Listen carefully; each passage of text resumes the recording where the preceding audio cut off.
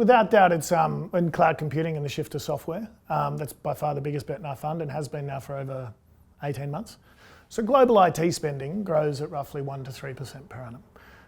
And that's split software, hardware, IT services, data center, etc. And those are the really four main components.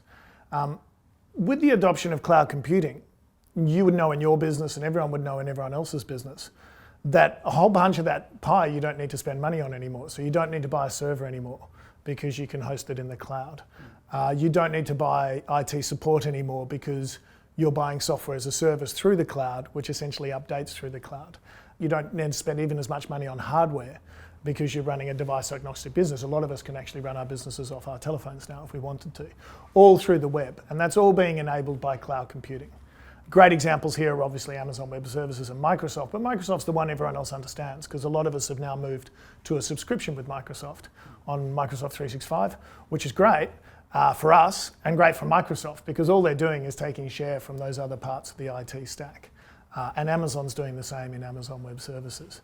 And then if you think about that at the biggest level and then you roll it down into some of these smaller companies that are coming along, you have this ability for these really high growth software companies to come along and to really dominate their areas. And so I'm going to assume this video is being done on Adobe or using Adobe Media Suite. Adobe really dominates the Media Suite and essentially can hold the whole subscription for all the videos that are consumed in the world.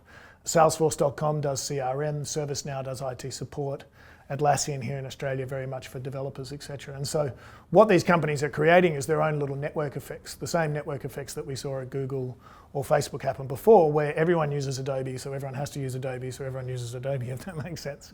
And they don't just do that by country, they do that for the whole planet. And so this really, we look at software as a service as less than 10% penetrated in that IT stack. We think it can get to over 30, potentially even over 40.